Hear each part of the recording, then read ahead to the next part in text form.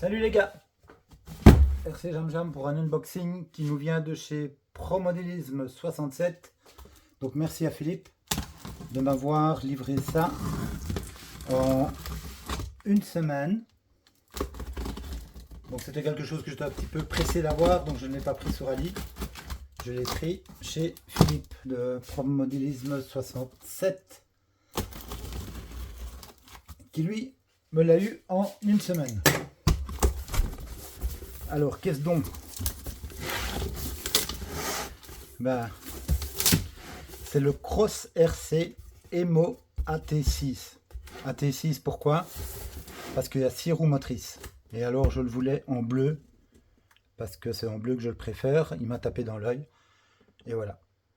Alors si vous voulez en comparatif entre ça et le TRX6, ben, il faudra attendre. Et si vous voulez savoir ce que j'en pense, ben, à mon avis ce ne sera pas... En roulage, ce ne sera ni moins bon ni meilleur. Peut-être un petit peu moins beau, peut-être un petit peu meilleur sur des surfaces style terre, parce que un truc qui me plaît, c'est qu'il a semble-t-il, des dessins plus importants sur les pneus que le TRX6. Mais bon, TRX6, Traxxas devrait logiquement être plus perin, mieux à long terme que celui-ci. Mais bon, c'est celui-ci qui m'a tapé dans l'œil, il me plaisait mieux esthétiquement, donc je voulais celui-ci. On a des autocollants de chez Promodélisme 67 et la boîte. Alors, Emo AT6, donc c'est du 1/10, donc j'aurais voulu du 1/8, mais en 1/8 ce genre de véhicule n'existe pas, ou alors c'est des véhicules vraiment style crawler. J'en ai trouvé un, mais bon, qui ne m'inspirait pas parce que c'est un vieux modèle, etc. Donc, si Cross RC ou RGT ou Traxxas sort un 6x6 en 1/8, ça m'intéresserait beaucoup. Et dans ce cas-là, je revendrai certainement celui-ci pour acheter du 1/8 parce que moi, je préfère quand c'est un peu plus gros. Un dixième, je trouve ça un peu petit, personnellement. Pour moi, c'est un goût personnel, bien sûr. Voilà, sinon ici comme il a 6 roues motrices, évidemment il est plus long, déjà, même s'il n'est pas plus large. Alors donc c'est une version RTR, je dois à peu près essayer de le rouler, donc il est disponible en kit, moins cher évidemment. Moi j'ai pris un RTR parce que j'avais envie de le prendre et de rouler directement. Voilà. Donc c'est 6x6, il y a 2 vitesses. On peut bloquer et débloquer les différentiels avec la télécommande. Donc je suppose que c'est soit l'avant, soit le tout qui est bloqué ou débloqué. Et alors on a des axes portiques, donc déportés. Donc ça c'est top. Donc voilà, comme dit, il existe en rouge, en bleu, en orange. Je l'ai pris en bleu, j'espère. Alors, qu'est-ce qu'on a d'autre? Donc ici, ils disent que c'est 6 roues motrices, qui a 2 vitesses et que les pignons sont en métal. On a du CVD. L'entraque est de 31,3 cm et 45,1 cm du début à la fin. Solid axles. Donc on a des axes, des liens en métal évidemment. On a inclus le système de lampe, ce qui n'est pas inclus chez Traxxas par exemple. Ici, ce qui est bien aussi, c'est que dans les RTR, c'est vraiment fort complet, quoi. Il n'y a plus qu'à mettre les autocollants et on est parti. Les lampes sont fournies avec, etc. Pas besoin d'attendre qu'il y ait une promotion spéciale chez Traxxas avec encore un surplus du prix parfois. Donc ici, on a vraiment une machine complète avec les lampes et quelques accessoires qu'il n'y a pas nécessairement chez Traxxas. Alors on a un slipper qui est ajustable, hein, comme tous les slippers, au milieu je suppose, et donc je suppose qu'il y a 3 diffs, puisqu'il y a 3 axes, et un slipper donc au milieu. Alors il y a une couronne de 52, toute la transmission est en métal. Donc voici la boîte de démultiplication, ce qui est intéressant. Alors les amortisseurs sont en alu. Ici on a une télécommande style radio, style Dumbo RC en 4 canaux. Les piles ne sont pas inclus. On a des servos pour la direction, évidemment pour le blocage de diff. La direction, je pense que c'est du 15 kg. Et alors on a le contrôleur, c'est un Hobbywing 1060. Donc là je vais regarder parce que sur les Cross RC, du moins sur le Cross RC de Fab, le frein automatique n'était pas activé. Donc là on va voir, il y a peut-être simplement des switches à changer pour activer le frein par défaut. Donc ici on a le différentiel, le servot pour le blocage de différentiel avant. On a un moteur brushed. On a le servot pour la direction. On a un petit servot pour le passage de la première à la deuxième vitesse. On a un body holder. Donc ce qui est intéressant ici, on a un arceau pour ne pas que la carrosserie ait tendance à s'écraser. Et la carrosserie a elle aussi un arceau qui permet toujours de la renforcer, toujours intéressant. On a le bac à batterie qui est le plus devant possible, je vais dire. Le moteur est vraiment devant sur le pont avant. Et puis on a le bac à batterie qui suit, qui est quand même assez bien en avant. Alors les pneus, ce sont des 120 mm sur 45, je pense, de large. Et les roues, donc ça doit être du 1 pouce, du 1,9 pouces. Ah bah voilà, donc les pneus, ce sont des mud crawlers, donc ce sont des dessins assez importants qui sont prévus pour la boue. Moi ça m'intéresse pas trop de rouler dans la boue, mais comme vous avez vu mes vidéos, on roule dans des sous-bois où il y a de l'humus ou de la terre qui est assez meuble comme ça, et donc pour ça c'est très intéressant d'avoir des crampons, des dessins relativement importants sur les pneus. Ça passe beaucoup mieux que les pneus Traxxas par exemple qui ont eux peu de dessins. Donc High Performance Crawler Tire, donc ça on va regarder si les pneus sont vraiment bien poète, et comme je vous disais 1,9 pouces pour les roues qui sont des Betlock. Donc on peut divisser ces roues là, récupérer les pneus, éventuellement mettre des roues qui sont plus lourdes, des roues en aluminium, en métal, qui sont plus lourdes pour descendre le centre de gravité. Alors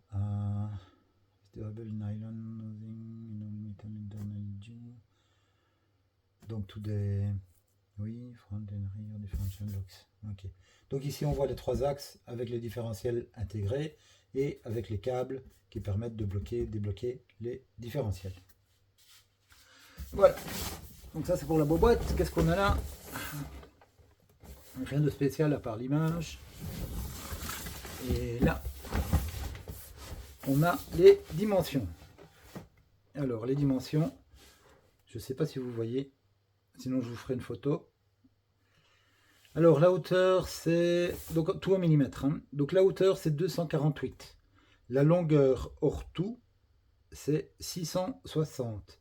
La largeur hors tout c'est 25,1. La garde au sol c'est 54 mm. Et je vais vous redonner les dimensions de la wheelbase. Donc entre ces deux roues là c'est 31,3, donc 313 mm, et entre les roues extrêmes c'est 313 plus 138. Voilà, bon, alors on va enfin pouvoir ouvrir la boîte et voir ce qu'il y a dedans. Quand j'ai cherché sur le net, j'ai pas vu un seul unboxing de cette machine là en français, et donc je me suis dit bon On va le faire. Alors ici, on a la petite clé en croix pour les roues et des clés Allen et une autre clé pour des écrous. Et il marque que c'est un cadeau. On va appeler ça cadeau. Merci. Donc c'est bien le bleu que j'ai reçu. Alors on a la petite, le petit fascicule pour la radio. Donc c'est la Dumbo RC, hein, on la connaît tous. Il y a le bouton on off là, il y a tous les réglages là pour les trims et les dual rate. On a le channel 4 là pour le blocage de différentiel. On a bien sûr le steering, throttle, machin, channel 3, transmission shift. Voilà, donc pour le canal 3, ben, ce sera pour passer les vitesses. Soit la 1 et soit la deuxième vitesse. On vous explique tout ici. Et voilà. En ce qui me concerne, moi, je changerai le récepteur pour pouvoir me servir de ma radio FlySky GT5 sur lequel je mets tous mes véhicules. Voilà, ici ils ont ajouté un petit autocollant pour dire que c'est le blocage des diffs. Et ici ils n'ont rien mis, c'est pour le passage des vitesses. Voilà, bon, c'est la radio classique que tout le monde connaît. Hein. Alors, puis y a-t-il d'autres? Ok.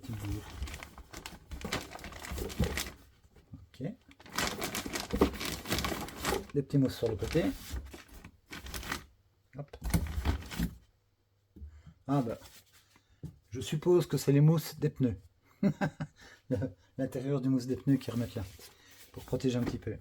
Alors, le manuel. Je vais regarder si ça enregistre toujours. Oui, ça enregistre toujours. Okay. Alors, donc modèle AT6 RTR, la marque Cross RC, et voici le manuel. Donc on a un éclaté du slipper. Ici c'est le moteur, transmission primaire. Là on a le différentiel avec le système de blocage de diff. Donc c'est comme pour le Yikong, ça ressemble fort. La boîte de transmission avec la démultiplication. Oui, moteur avec les cardans, le châssis qui est un châssis, je ne sais plus comment ça s'appelle, en rail là.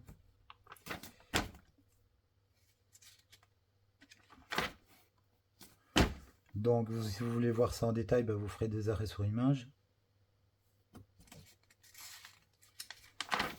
Ici on a toute la partie méca, la partie transmission.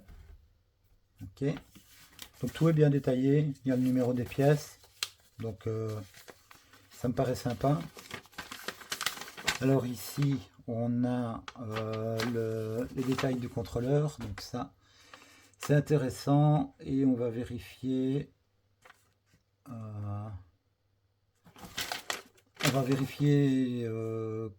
ce qu'on peut mettre comme batterie. Donc je crois que c'est 3S, mais je suis pas sûr. On va regarder ça. Voilà, c'est le 1060. Hein. Ouais, et donc c'est des switches ici pour voir si on veut le frein automatique ou pas, etc. Donc ça, on va regarder comment est fait le setup et l'ajuster.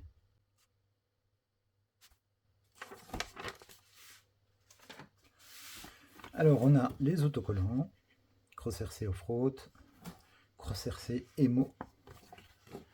Et là apparemment ben, des autocollants ont déjà été mis sur le véhicule et on en a encore d'autres. Avec le petit V8 ici, Mud Crawler Tire. Donc ce sont des pneus prévus pour la boue avec des dessins donc importants. Je continue à feuilleter le manuel comme ça. Si vous voulez jeter un coup d'œil dessus, ben, comme dit, vous faites un arrêt sur image. Donc intéressant ici l'arceau.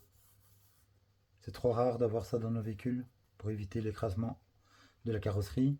On voit aussi qu'on a des larges garde-boue pour éviter de dégueulasser l'intérieur quand on roule dans des terrains un peu trop gras. Donc ici on voit que les roues sont des vrais bedlock qu'on peut dévisser pour récupérer, changer les pneus, les mousses, etc.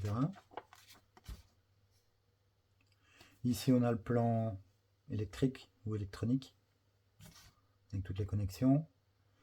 Et alors ici en fait, donc pour les canaux, non, pour l'éclairage pardon, en fait on doit tourner 3 fois la direction assez rapidement. Donc en tournant 3 fois le volant dans un sens, on allume les LED de manière différente. Donc ça on verra lors du test. Donc ici c'est tout l'assemblage, les autocollants, la calandre, etc. Voilà, voilà. Alors, assez attendu, il n'y a plus rien d'autre. Ah bah oui, il y en a encore puisqu'il y a 6 roues. Il doit y en avoir 6 mousses. Hop. Alors là on dirait qu'il n'y a plus rien. Voilà. La boîte on l'a assez vue.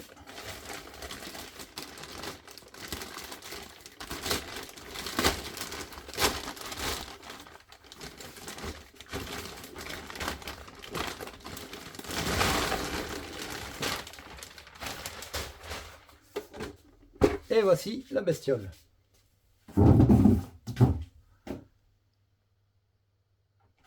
Alors vous la voyez du dessus.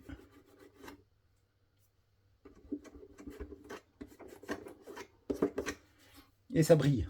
Ça brille, c'est beau quand c'est neuf. Alors au niveau de la suspension,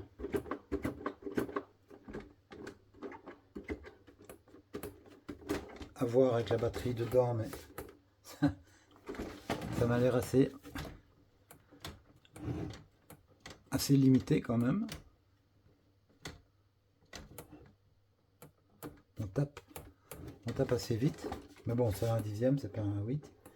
Moi je suis habitué avec un 8. Alors qu'est-ce que ça donne?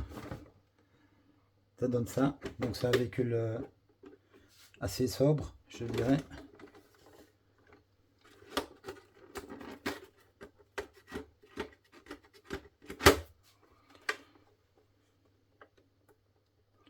En tout cas au niveau du look, moi j'adore. Je l'adore. Voilà pour l'arrière. L'autre côté.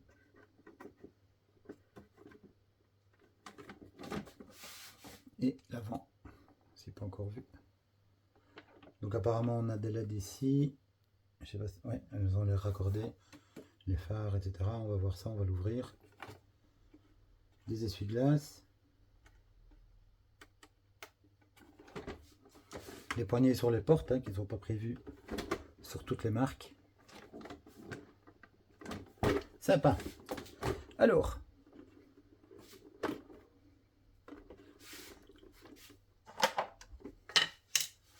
les clips de carreaux qui sont petits. Moi je vais mettre des riselants là-dessus comme d'habitude pour ne pas avoir difficile de les retirer, de les remplacer et éviter de les perdre aussi. Donc je mettrai des petites ficelles. Donc deux devant, deux derrière, et je fais doucement puisqu'il y a de l'éclairage.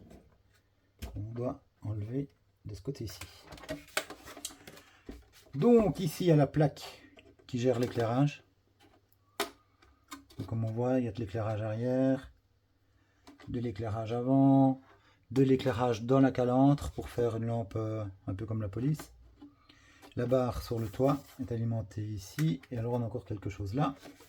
Et là c'est quoi? C'est quoi? Ah ben c'est encore une barre ici à l'arrière qui doit s'éclairer en rouge, je suppose. On verra ça.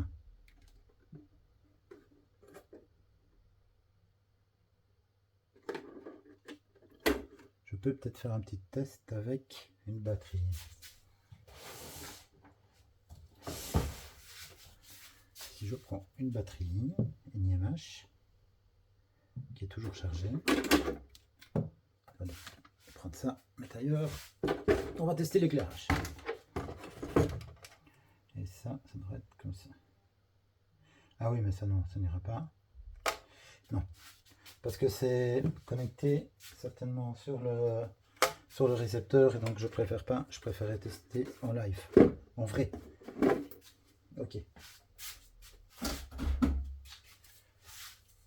Alors, la machina. Bon, bah, qu'est-ce qu'il y a à dire? Il y a des bons garde-boue.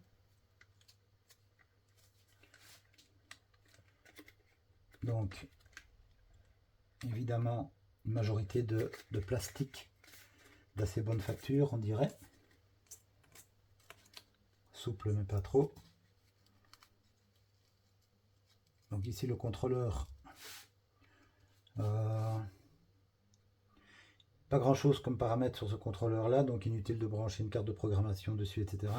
Il y a juste deux switches qui permettent d'avoir du frein automatique ou pas et de passer de batterie LiPo ou NiMH, et c'est point barre.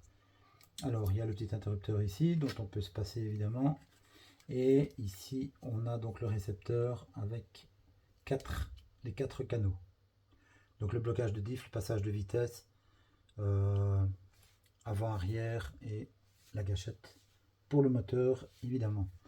Et donc il y a un rapport ici pour l'éclairage qui permet de venir brancher le câble qui va dans la carrosserie pour l'éclairage. Et il y a encore un autre départ ici, comme s'il y avait encore une autre partie d'alimentation. L'alimentation qui servirait pour quoi? Ah oui, non, c'est parce que c'est contrôlé aussi en même temps par la direction. Voilà, pour faire les changements. Oui. Le moteur brushless, la transmission totalement fermée, ça c'est bien. Donc moteur brushless, pas moteur brushless, moteur brushed, pardon, avec un ventilateur intégré. Ici, les petits câbles pour gérer les vitesses et les blocages de diff. Les plots de carrosserie sont ajustables en hauteur, devant comme derrière. Et au niveau de la transmission, il n'y a bien pas trop de surprises.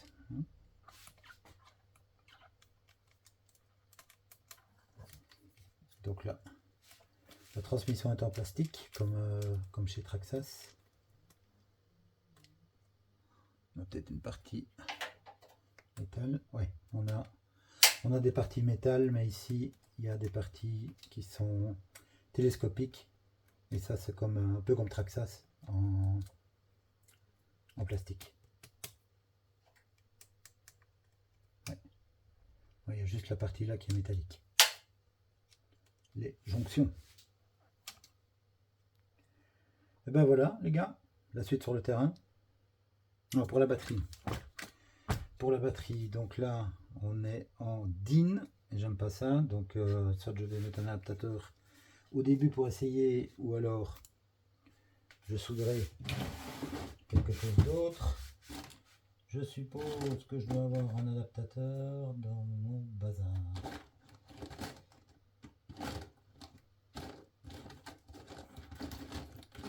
Et alors je ne sais pas si c'est limité à 3S ou si on peut pousser jusqu'à 4S. Ça je ne sais plus par cœur. Il faudrait que je regarde si c'est pas écrit dessus. Voilà.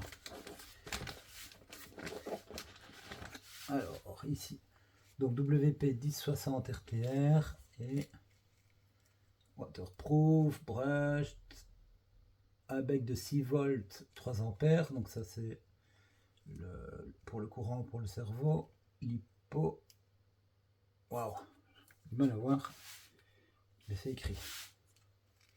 Ah, c'est un scratch, donc on peut y aller 2 à 3S.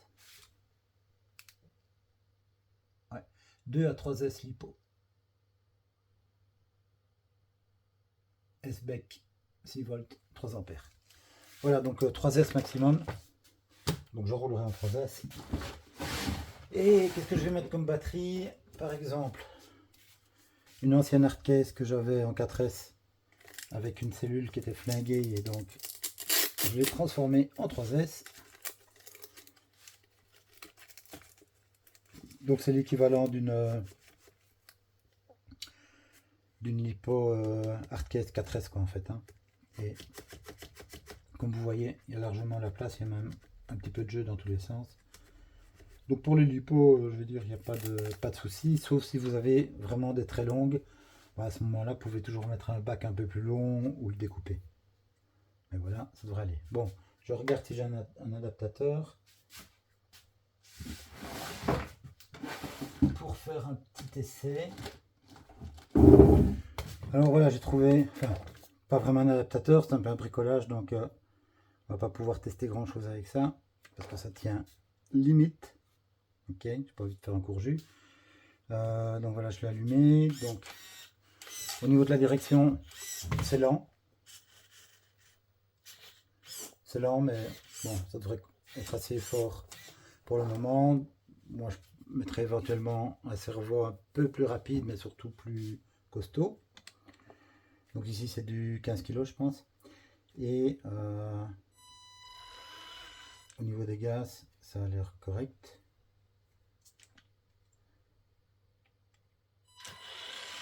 La marche arrière. Alors, est-ce qu'il est bloqué? Non. Il n'est pas bloqué par défaut. Donc, c'est comme je dis, il faudra que je change un switch ici. Ben, je vais regarder directement si j'arrive à lire. Donc là, c'est pour le lipo, là, c'est pour le break. Ok, donc si je change celui-là avec mes gros doigts, c'est pas mes gros doigts. Hop. Et que je le mets là. On aura peut-être du frein en automatique par défaut.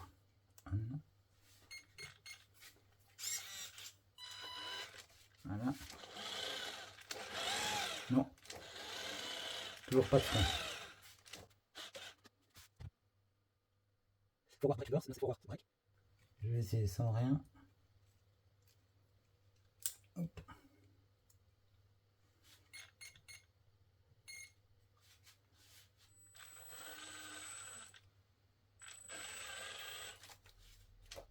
Voilà. C'est dans cette position-là qu'il y a du frein. Bon, comme on voit, le frein n'est pas 100%. Parce que là, les roues tournent quand même. Mais bon, il faut tirer fort pour que ça bouge. Donc, il faut enlever le switch, en fait. Hop, je vais mettre dans la boîte là. Voilà, en enlevant le switch, par défaut, ça freine. Donc, vous voyez, là, les roues ne tournent plus. Ou alors, il faut vraiment y aller fort pour les faire tourner. Et la marche avant, marche arrière. Si je fais marche avant,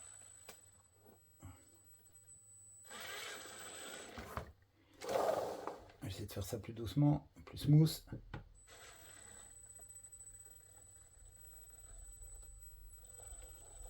Voilà, ça a l'air de pouvoir bien grimper. Et là j'ai du frein, donc là il est bon, je vais dire, pour démarrer, pour faire les premiers essais. On va quand même essayer l'éclairage. Donc pour l'éclairage, il faut connecter le fil qui sort de la carreau sur le petit connecteur qui se trouve là, en mettant le noir à gauche. Alors,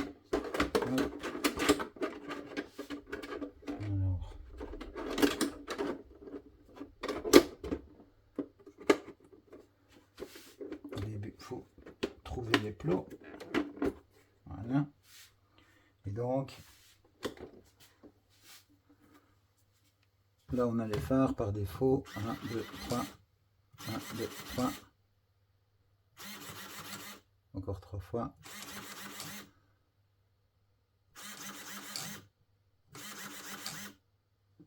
Et voilà, avec les petites loupiottes. Donc en fait, il faut chaque fois tourner le volant 3 fois. Dans une direction ou dans une autre. Pour passer d'un réglage à l'autre sur les feux.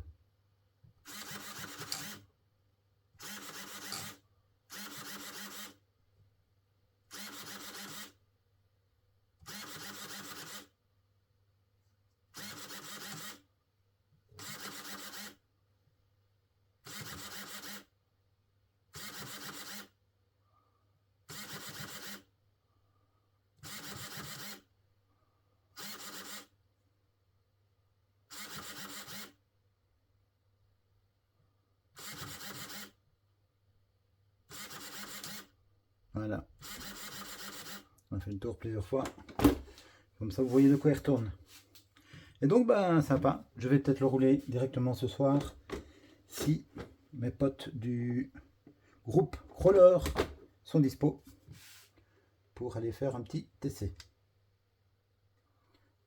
Oui, donc il y a la barre de LED ici à l'avant. Je suppose que vous avez vu.